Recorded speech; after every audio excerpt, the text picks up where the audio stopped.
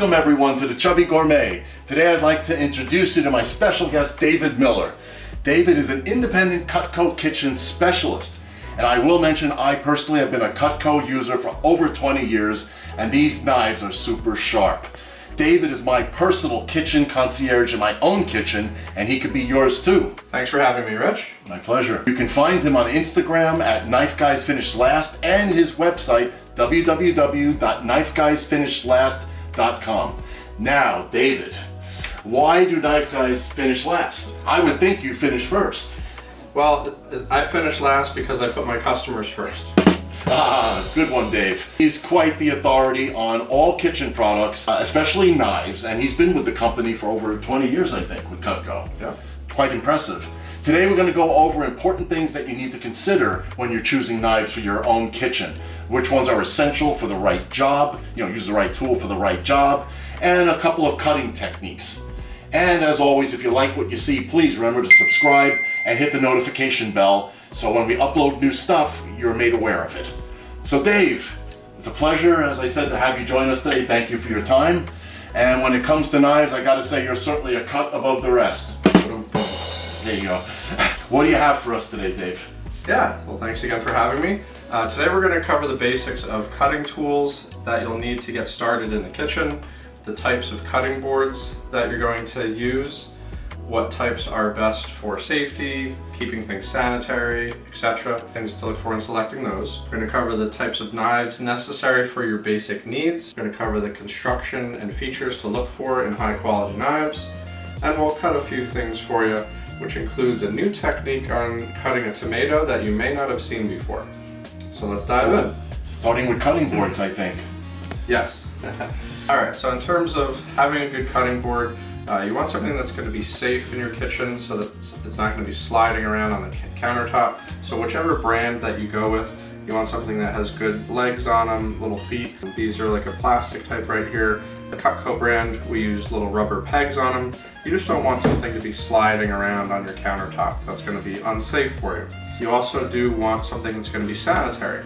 So if you do go with a wood cutting board like this, you do want to make sure that it is oiled in some way. So you have to look up with the manufacturer, depending on the brand, what type of oil to use to keep it nice and sanitary for you. And you do want a softer wood. Hardwoods like oak can really dull a knife, so you don't want to, you kind of want to stay away from those. Also, other materials that you really want to stay away from are ceramic and glass cutting boards. They may look really nice and they're cool, I get it, but you really don't want to be dulling your knives. Okay. So that's why with Cutco, we use a softer polypropylene plastic, and you actually do want to be cutting into the cutting board. So after tons of use, these will get cut up. Cutco will replace them for you though, but you want a softer plastic that's not going to dull your knives. So you want to keep your knife sharp, and so you had a question before about that, right? I mean, you see a lot of celebrity chefs and famous chefs, they've got a long rod and they've got the knife. I don't think they're sharpening. Am I correct in that assumption? You are correct, yes. So now that's what we call a honing rod, and there's a difference between honing and sharpening. And so that rod will be honing the knife, and that's straightening out the blade so that it will be better for cutting, and you will notice a difference after you use them, but it's usually not sharpening the edge. Some of those celebrity chefs, it looks fancy on TV. It looks great, yeah. Yeah, it looks great for TV, and it is useful, but you do want to have a good sharpener. We have sharpeners for our knives. But also one thing to keep in mind when you're buying a sharpener and whatever brand knives you have is the type of angle that the sharpener is made for. Top quality knives like ours and most Asian brands use between a 15 and 16 degree angle on the straight edge knives. The German brands that are really well known, they use between a 20 to 22 degree for their knives. So you want to make sure that the sharpener that you're buying is matching the angle that your knives are at. That makes sense. If it's not as much of an angle, you don't want to be fighting and shaving off more than you should. Well, you could be damaging the knife and ruining it, yeah. You want to keep that in mind. So if you have any questions on that, obviously let us know. As far as the types of knives that you use, if you're just looking for the basics, these are the three main knives that I recommend that are kind of the staples that you need in your kitchen. Obviously, if you do a lot of cooking, need the right tool for the right job, then getting like a full set is going to be what's best for you, but everybody's different. To get you started, we recommend a good paring knife. One of the key things to remember when pairing, think of it this way: you pair in the air.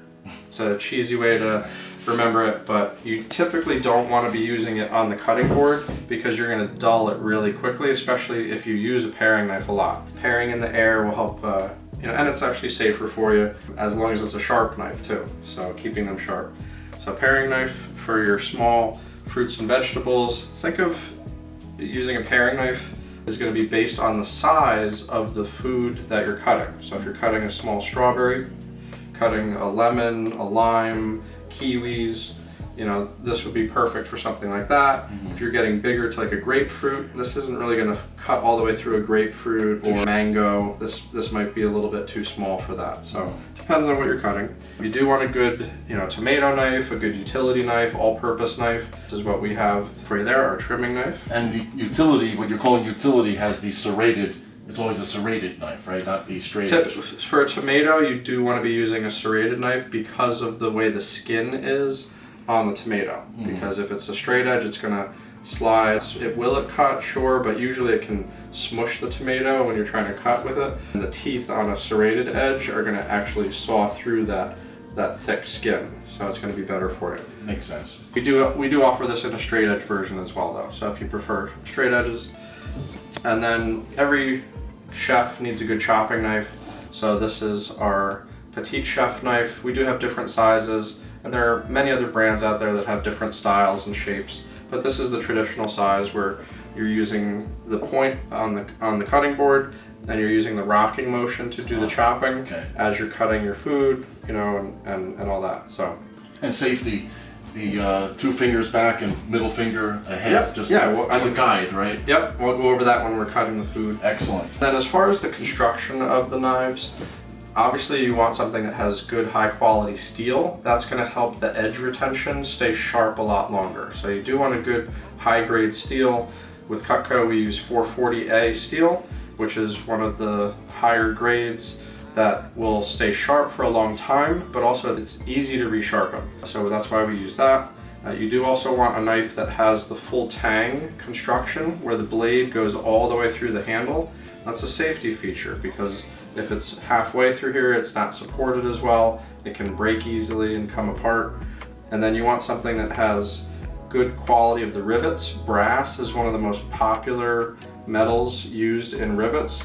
And brass is a soft metal, so that can easily weaken and come out over time with temperature change between the dishwasher and the sink and all of that. We use nickel silver alloy in our rivets, and that doesn't do that. So these will stay smooth and they're not going to pop out. So you do want a good quality, not just the steel, but you want the handle to be good quality as well. And you want something that's comfortable, that's not going to slip out of your hands easily. It's got a good grip, ergonomically shaped to fit your hands, so that's why we use these. All right, so excellent. Yes. Shall we dive into cutting some of the food? Let's cut some food up. All right, so I'm going to start with the pepper here. I'm actually going to use 2 knives to start with this one. So initially, you're going to want to cut around the top here.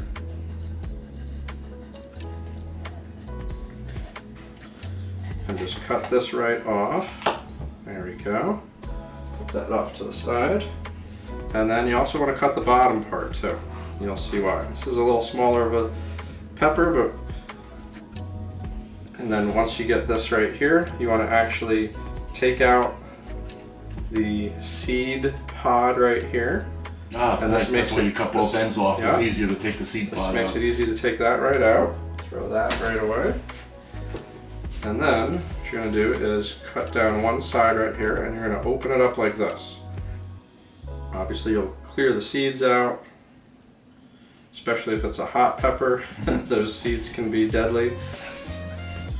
And you also want to take out the little, this part right here, because usually this is pretty bitter, so you want to take those off. And the hot pepper too, that's where a lot of the heat is as well. Not just the seeds, but that part. And then, once you have that out, then you can take your chef knife, and depending on how you want to cut it, you can just make strips down like this. If you want to make them thicker, depending on the size, just Just do a few right here, and then once you have them, take it like this, and just using your fingers, the knuckle clearance like what you were talking about, so you don't get your fingers chopped off. You curl it over like this, and use that to guide the blade as you're going down, and you can just do a little, chop it up like that, and there you go. Also, another habit that I see a lot of people do is when you're transferring stuff over on the cutting board, using the actual blade on the cutting board to slide stuff over. Guilty. Don't do that. Flip the knife over and use the spine of the knife to slide stuff over, and that way you're protecting the blade from going dull as quickly. Sure, so little tips you can add to your repertoire there. So next, we are going to do the onion, and actually use this again. Now, when you're cutting the onion, some of you may need to put goggles on so you don't end up crying. But one of the tips is you want to keep the root attached to the onion, because it will actually bleed, and that can actually cause that resin to leak out. And that's going to make you cry more. It's going to make you cry more, yeah. So you want to take the top part off here. And because you do want to end up on a flat surface here. So with the onion, any other fruits or vegetables, you don't want to be cutting on a rolling or easily moving target here. You want it on a flat, keep it flat here like this. So one way, we are going to cut through the middle here just to cut it in half. And then we're going to take off the skin. I also like to take off the first layer, because usually it's a little yellowish or greenish like this one, depending on the ripeness of the onion. There we go. And then as you're cutting, I'm going to grab it in that claw grip. And first thing I'm going to do is actually make a couple side slices. One towards the bottom, one towards the middle, and then one towards the top. I almost cut myself there. And you don't want to go all the way through to where the root is, so you want to keep it there. And same thing now, you want to make some slices going this way. A couple pieces might come out, that's fine, that's part of it. And you can do thick cuts, or make sure your fingers are out of the way here. Couple pieces fell out there, but that's all right. And then you're just going to hold it like this, kind of put the onion back together, and then you're just going to go down and make some slices this way. And you can separate it if you want to do thin slices. That'll make more fine pieces, more thick cuts. And then as you're getting closer, you can turn the onion over and then just chop around this part of the onion. Get the last little pieces here, and you got your root, which you're not going to need, and then here you go, and you got a bunch of finely chopped onion pieces there. Nice. Not bad, right? Yep. I'll show you the technique on cutting a tomato, and this may be one that you haven't seen before, but this is actually going to take some of the bitter parts out of the tomato and be a little less messy for you. So what you're going to actually do is you're going to cut around the outside of the tomato. So you're going to take your knife right here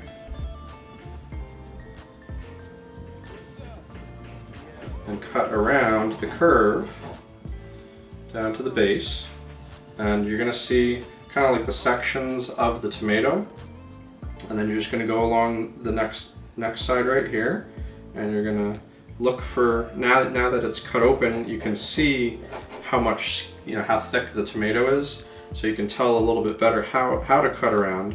And you're just looking to cut right where the seeds meet the skin, and you're going to be making. After the first piece comes off, like you said, it's easy. Yeah. You can see where the seeds are. Yeah. That's pretty cool. The first cut, you got it just right. Yeah. And there we go there, and then just take that away. Most of the time, this inner part, it's a little more bitter, and just the seeds, you don't really need that. And then once you have the slices here, it's usually better to slice them face up instead of with the skin showing, because the skin is a lot more thicker. Obviously if you have a good knife, it doesn't matter either way, but it's a little bit easier to cut this way. So if you just want to make slices, do that.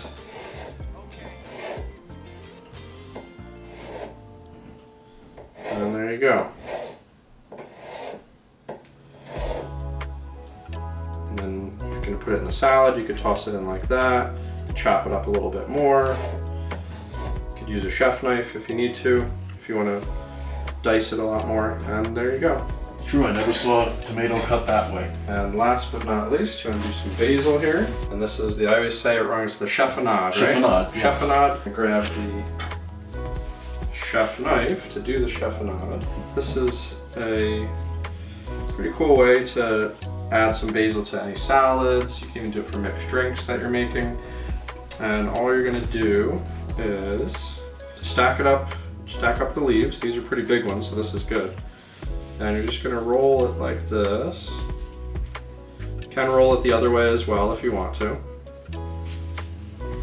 And once it's rolled up, you're just gonna make some nice little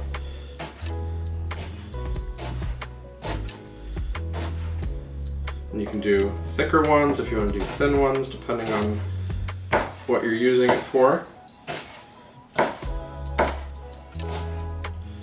And then, by doing that, it creates these nice little ribbons that just bring out the aroma. Like you can smell that. I can smell it from here, yes. It smells so good. And make these nice little ribbons. And there you go. There's your chiffonade. Well, so that's what we have for today. Direct any questions in the comments or to the Chubby Gourmet here.